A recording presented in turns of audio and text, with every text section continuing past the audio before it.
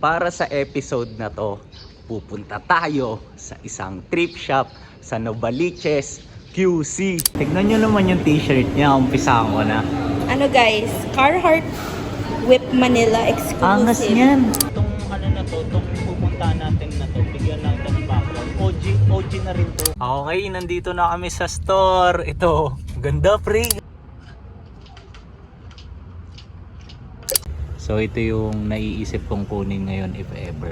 Grabe yung print eh, no? Meron ditong isang hat oh. Pinabordahan ng Eco sa thrift shop.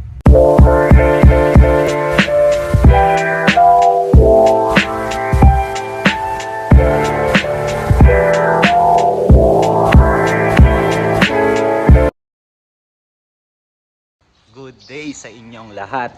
So para sa episode na to, pupunta tayo sa isang thrift shop sa Novaliches, QC. Then actually madalas nag-o-open yung shop mga around lunchtime pa. Kaya ito, samahan nyo muna ako ngayong umaga magpapawis para on point yung energy natin ngayong araw, di ba? So let's go!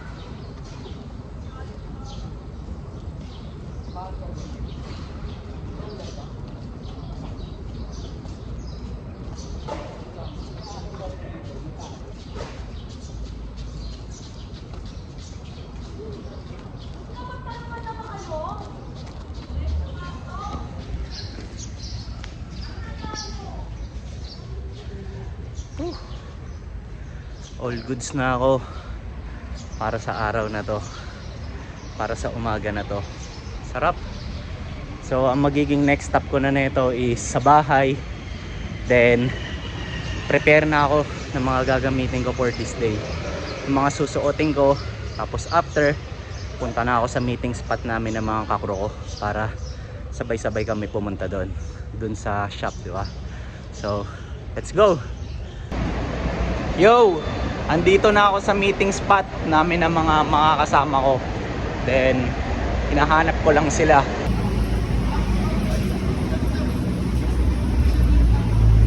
Ibang skills din yung pag-uukay.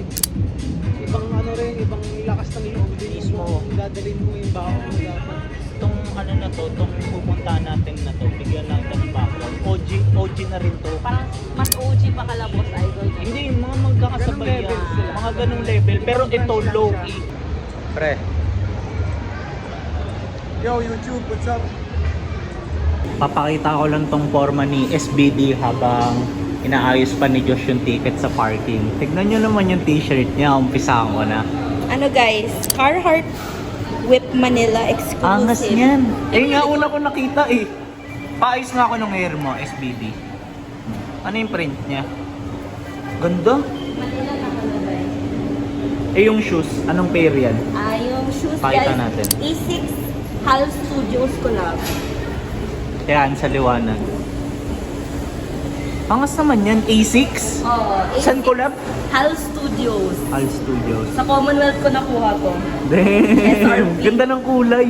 Kakulay ng t-shirt. Kaya nga, Ayan, hindi oh. ako sinuot eh. para sakto. Tapos parang kakulay din ng polo shirt na itong mayamang na to. Pre, ang sama ng polo shirt mo, pre? X-large lang yan, boys. X-large? Ah, gago, kala ko babe, pre. X-large yan. Damn. Pre, anong tawag yan sa pair na yan, pre? Field general yan, boys. Okay ba yan sa pa, pre? Ano to classic silhouette retro, so timeless na yung beauty nito. Nice one. Bakit field general, pre? May idea ka? Parang ano siya May ano yun parang backstory. Ang idea niya is kinuha siya sa mga parang football shoes. Okay. So, So, kaya field dahil field na parang football field? di ba, kumbaga isa sa mga tawag sa mga football player, is mga general sa field yan, mga yan. Damn, gagong angas ng pre ah. On the way na kami. Tapos, share ko lang na sobrang excited ko ngayon. Bakit? Kasi, sa totoo lang, hindi pa ako nakapunta dun sa store na pupuntahan namin ngayon. And kahit isa sa amin ng mga kasama ko, wala pang nakabisita doon. Okay? So, lahat kami, wala kaming idea kung ano ba yung mga pieces na pwede naming makita, 'di ba? Kaya parang merong thrill ba. Then, share ko lang din na yung reason kung bakit namin nakilala tong may-ari ng shop is because tropa siya ng isang kakilala ko. Then nung nakita ko, actually matagal na nga namin talaga dapat gustong puntahan ni Vision Vulture to pero alam niyo naman, marami tayong ginagawa. Pero yun, 'di ba? Parang sabi ni GOD, ngayon daw yung tamang timing. Kaya ito, punta tayo. So check natin kung ano ba yung mga items na meron sila dun sa shop. Okay? Let's go! Ganda ng view ko dito, tignan nyo. Parang 3D movie. Naka-shades yung mga kasama ko, logi ako ah. Shades ba tayo dito? Wala. Hindi, safe lang. Hindi rin ako sanay. Talaga? Oo. Bakit? Sobrang gwapo ko pag naka-shades ako. Patingin nga, try mo nga to. Baka hindi na kayanin ng Commonwealth kapag nag-shades ako. Kung maaalala nyo, diba, nakuha ko tong ACG hat na to kay Boss Nonot nung bumisita kami sa shop niya sa Batangas. Shout out sa 62 Vintage. So, ngayon bigla ko lang naalala, baka dito na magkaroon ng kapalitan to, diba? Malay natin meron ding ACG hat dito, diba? Sana! So, ayan, nakalagay 2 minutes away na lang kami dun sa shop. So, let us document what is happening, di ba? Naging 3 minutes na. Nagkamali ng liko si Vision Vulture, my friends, my beloved viewers. Pre! Ano pre? Ano pre? Parang meron kang explanation na kailangan gawin, pre. Wait lang, YouTube world. Nag-U-turn siya. Makikita nila, hala, ba't parang nadugdagan yung ETA nila? May mga magka-comment ng ganyan, pre. Kailangan mo magpaliwanag ngayon dito, pre. Wrong turn. Wrong turn. Ayan. Inamin niya naman eh. Ayan ang mahalaga. Yung aminado ka sa mali mo. Di ba? Comment kayo dito. Good job, Vision Vulture. Okay, so Don Rosario na to, Mike, itong street na to. Okay. So kung magliko na tayo pa Lapu-Lapu, dapat nandun na siya banda. Tama, no? Gets. It should be somewhere here na. Left ako. Oo. Help ka na lang. Sige, ito. Ito nga yun, pre. Ito nga yun. Ito. Ayan na yun. Tulog lang ng Sige lang, Diyan, pre. sa harap ng... Okay, nandito na kami sa store. Ito, ganda pre, gago. Ito din pala yung pangalan ng shop. Ecos Trip Shop. So ayan. Then para sa mga lagi nagtatanong, flash lang natin yung location. Ayan. Lapu-Lapu Street, Novaliches proper, di ba? Tapos ganito yung labas ng shop, 0.5 natin ha. Ayan. So dyan tayo magtitingin-tingin ngayon. Let's go! As you can see, nandito na ako sa loob ng store and hindi ako makapag-decide ngayon kung ano yung mga uunahin kong tignan na pieces kasi sobrang daming magandang items dito. Tapos pakita ko sa inyo kung ano yung vibe dito. Tingnan nyo. Dito tayo sa dulo. Ayan. Against the light lang. Pero ganyan no. Sobrang angas dito.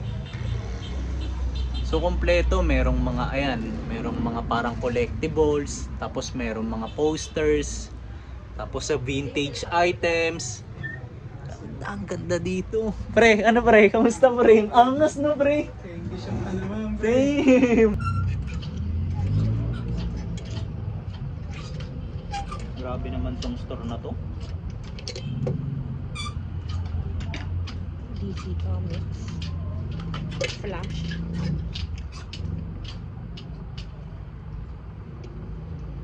Shelby Industries.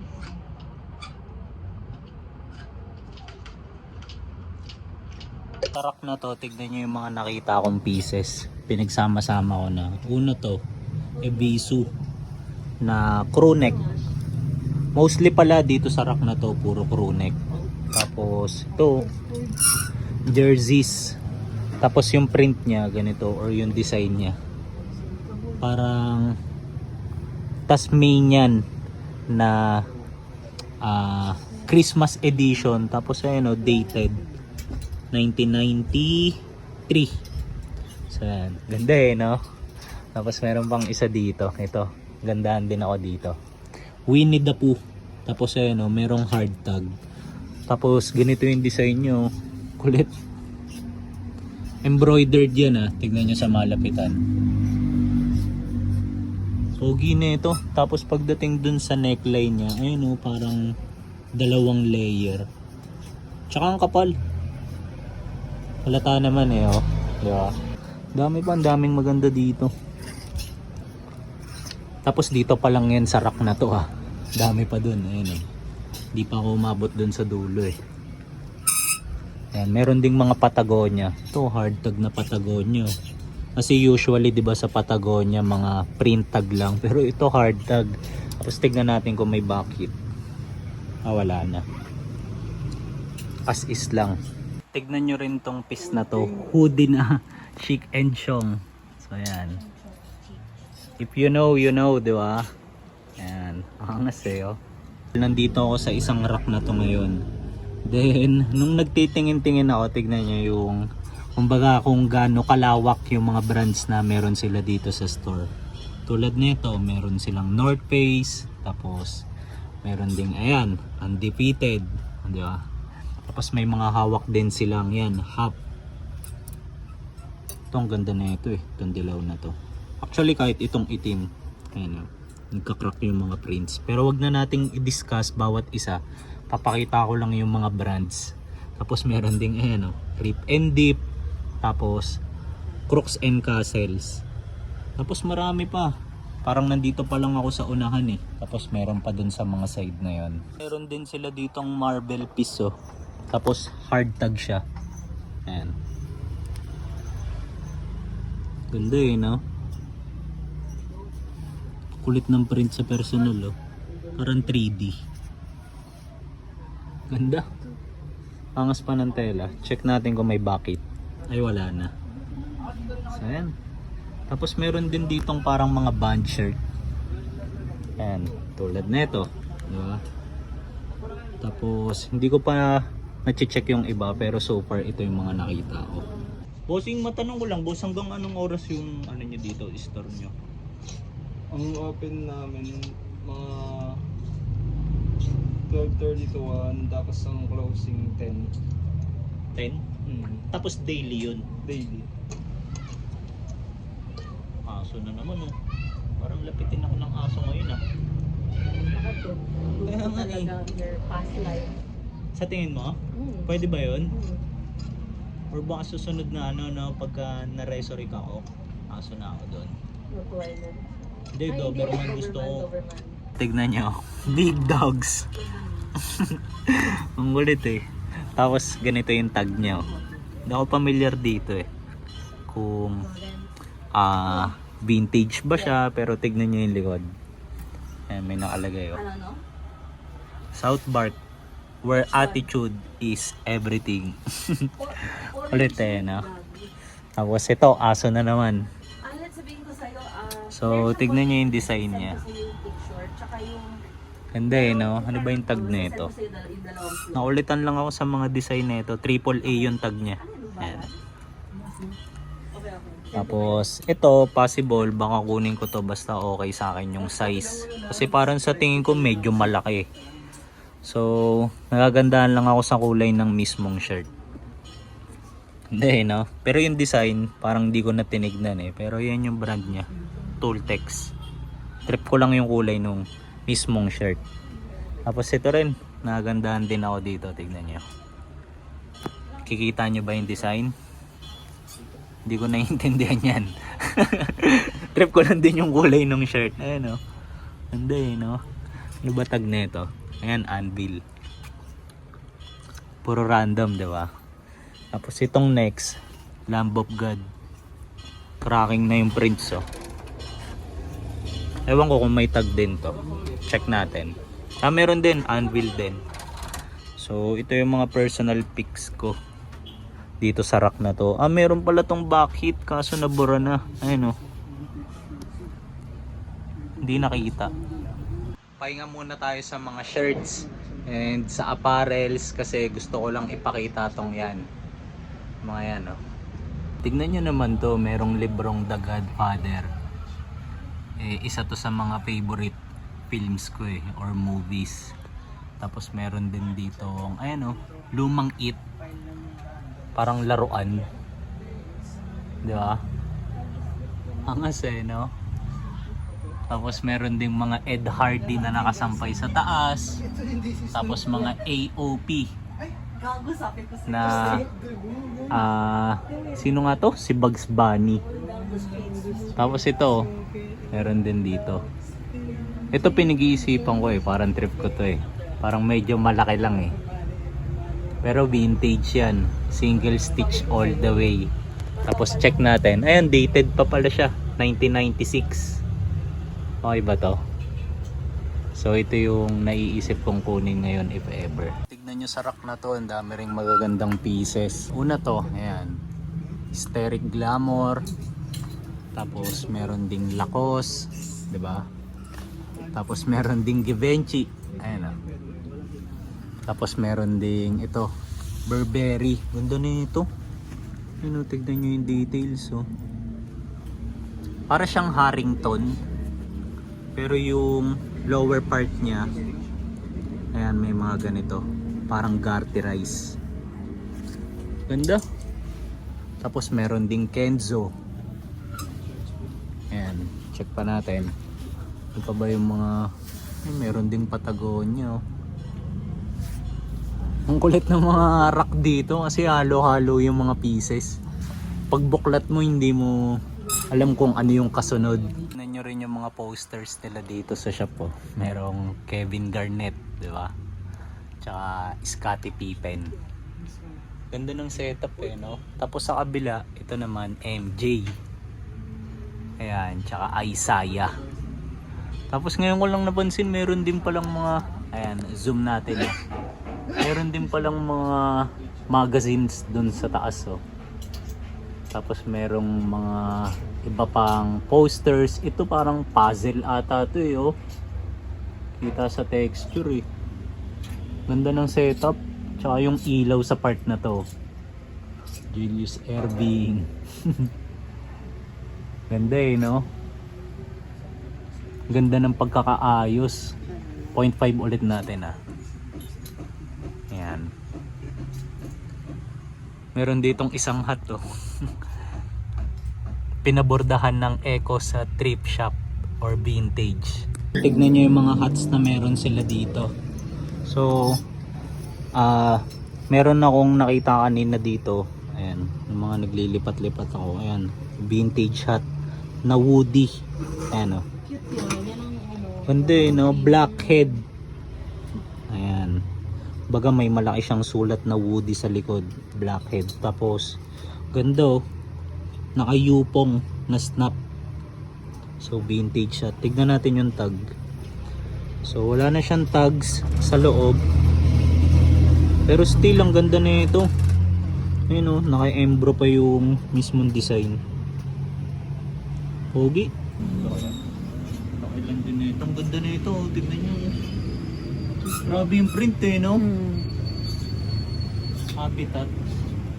Angas ng habitat eh, no, pre? Tignan mo yung design, meron ba ba? Meron din back. Bakit niyan? Kung gaano kabuhay yung harap, Ganun din kabuhay yung sa likod niya. Ayan oh. Ganito. Napakita mo yung ano dito pre, yung vintage na Stussy. Ganito.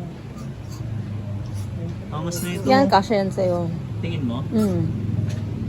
Kulay itim no? Dated ba to? Dated siya pero makikita nyo kung anong date. Babasa nyo. Hindi. Ay, meron. Yung 19 lang. 1986 yata. 86? Oo. Oh? Ayan, no? 1956 ba nga ata eh. Basta something 6. Damn! Sobrang luma na pala na ito. Paganda pa rin siya, no? Oo. Tsaka ang ganda ng print niya. Tapos size ko to. Nice one. Sama Wala na yan. siyang Eh, may nakalagay sa side. Bear Country. Pre, para sa'yo pala to, pre. Mga pang-osa pala to, pre. Check natin to dito. Yo, thank you kay SBD, Street by Danny. Yung mga malupit na female sneaker vlogger dito sa Pinas. Kasi sabi niya kung gusto ko daw magpa-video. Syempre, sino ba naman ako para tumanggi sa blessing? Ang ganda rin na itong Nike piece na to. Vintage na track pants. Ang kaso lang, pag sa malapitan, meron siya nung mga parang parang uneven colors. Ganda pa naman sana ng kulay. Tapos ganito yung embroidered logo niya sa gilid. Oh. Tapos yung tag niya, ayan vintage. Angas no? Sayang, may ganun lang. Pogi pa ng mga puller na ito. Ayun halata mong luma na. Halata mong vintage na. Ayun Yung mga bata rito na nag-uway pag gusto nila ay kailangan nilang gawin baskas yung items nila. Sana hindi nila pinabasa. Para hindi na din sila nahihirapan. Sana pag hindi nila mabenta stash nila. Ako pa nakapagbenta ng mga stash nila. tamang guide ka din sa mga newbie, no? Kasi balang araw sila rin mga nagulong ko eh. Diba siya, tulad nun, hindi ako nakapag-uwi, hindi ako nakapag-aral. Hindi kasakit ako. Nakakuha nila yung mga gusto mo. O yung kung saan yung may bayar yan, nakuha nila. Pwede mo makita sa nila yun. Kahit pumatong sila, walang problema. Importante, nakuha mo. Ganun ko lang din sila pinapasama pagka sila yung may bayar. Pwede rin sila may meron siyang bayar ng ganito ganyan. Meron ako dito sa shop. Pwede sila dito kahit kunin na nila yung mga items, tapos bayaran na nila pagka nabayaran na sila. Parang consign. Consign mo. Palitan lang din talaga, Oo, no? hindi ako naging maramot sa mga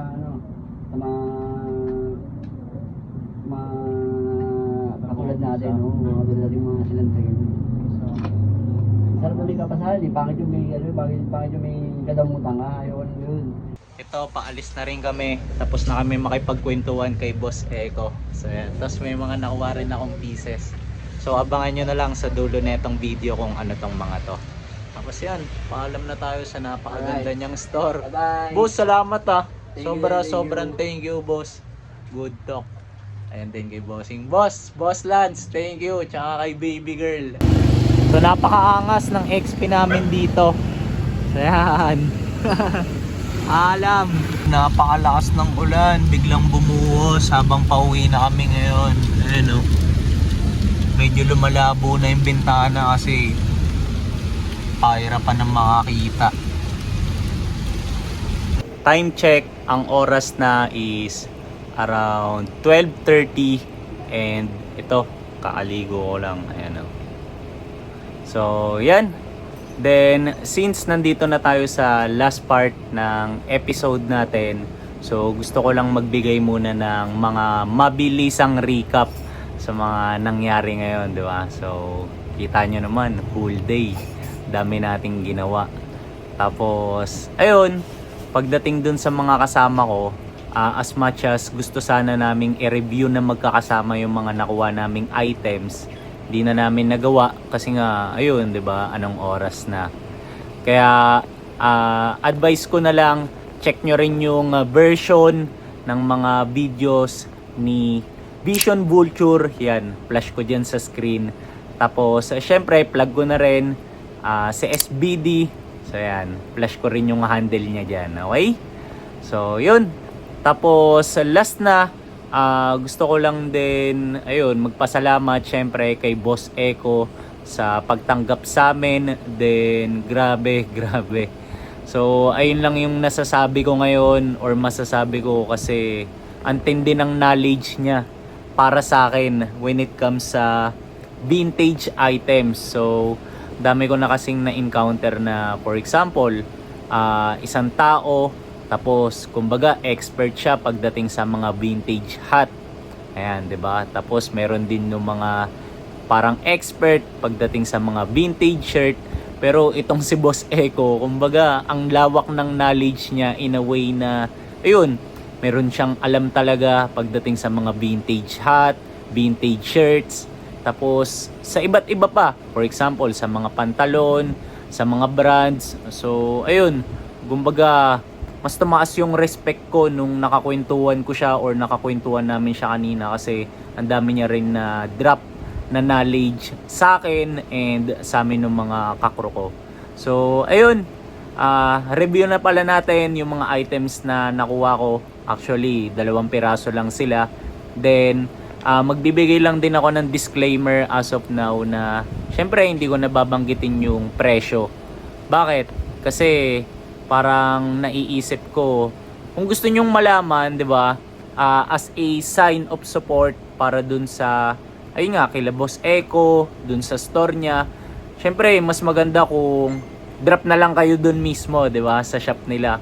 Or flash ko rin yung handle nila sa Instagram. So, for example, meron kayong mga gustong items na nakita, 'di ba? Might as well as kumbaga DM nyo na lang sila, 'di ba? So, 'yun. So, review na natin yung mga nakuha ko. Let's go. Ito, yung unang item is a t-shirt. Then, ayun yung brand niya. Sansigal. Ang kulit ng hard tag na ito eh. Tingnan nyo.